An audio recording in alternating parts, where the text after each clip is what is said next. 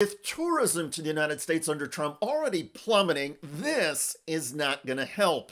Headline: Amnesty International and rights groups issue a World Cup travel advisory for the United States. Quote, the group said the advisory was necessary in light of the deteriorating human rights situation in the United States and in the absence of meaningful action and concrete guarantees from FIFA, host cities, or the U.S. government.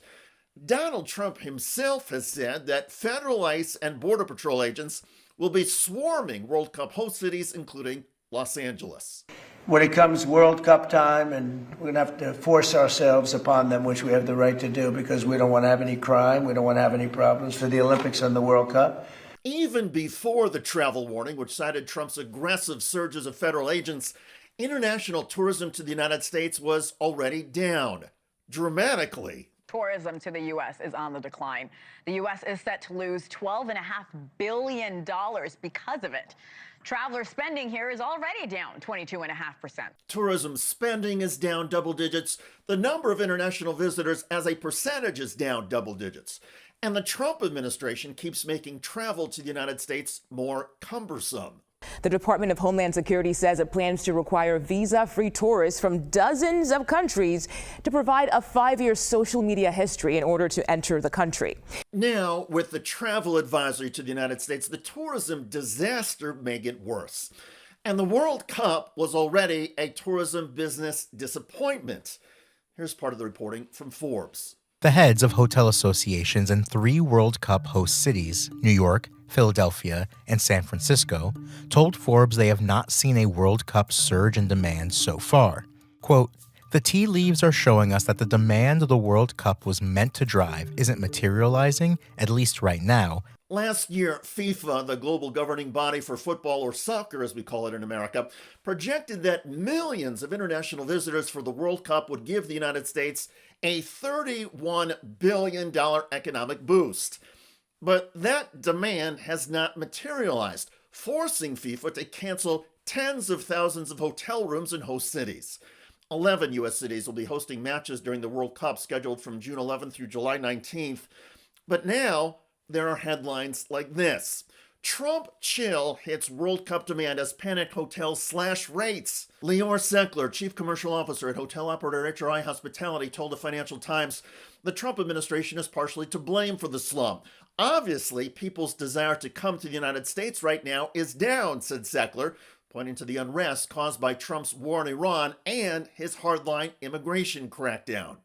Airline bookings made in January and February for the World Cup host cities in June, when the tournament begins, were down 5% from Europe compared to last year, down 3.6% from Asia, and essentially flat from South America, according to Cirium data. In other words, even though the United States is hosting the world's most popular sports event, a tournament that usually attracts millions of spectators, airline reservations for June are down or flat compared to June of last year.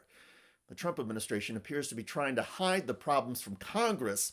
The Commerce Department, which is required by law to give annual tourism projections to the Senate Appropriations Committee, has so far refused to give those projections for this year. Several senators, including Maryland Democrat Chris Van Hollen, suspect it's because last year's report was wrong. The report that was released in March of 2025 projected that international tourism in the United States would increase 6.5% in 2025 and another 10% in 2026. And that did not happen in 2025, did it? That did not happen. One of the reasons we're so excited about the mega events heading to the United States is because we are expecting a very strong 10-year record of travel and tourism. Yes. Please just answer the question. So you, I don't mean you personally, but the department projected a 6.5% increase in tourism in 2025. That did not happen, did it? Correct. Okay. In fact, I have a chart here that we asked the Congressional Research Service to put together based on the Department of Commerce numbers. In other words, we took your numbers and this is the chart. And if you look at June 2024 through December 24, you can see the international, these are actual, this is not projected. You all projected 6% increase. This is actual. you can see what they were, and then you can see starting right in this period, they start going down. In other words, right after the president was sworn in. And you can see, I don't know what that one little blue thing, but you can see a steady decline. I mean, not even close to 6%, negative. So can you understand why many of us are concerned that statements and actions by the administration are going to depress what we hope will be a good amount of tourists coming here for the World Cup? Can you understand that concern given these numbers and the wrong projections? Well, Senator, I think you'll be happy to know we had a 3.5 increase in March, and I would expect that we will continue to see growth over the next decade. This is really an amazing opportunity for the travel and tourism industry with these major events. Senator Van Hollen then highlighted the main concern about this summer's World Cup. Obviously, tourism will go up when you have the World Cup. The issue is whether it will go up according to expectations, like in Kansas City. We are investing hundreds of millions of taxpayers' dollars in protecting this.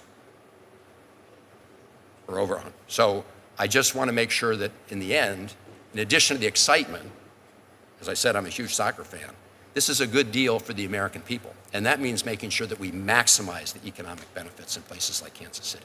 But it may be too late to maximize the economic benefits in all the U.S. cities hosting the World Cup.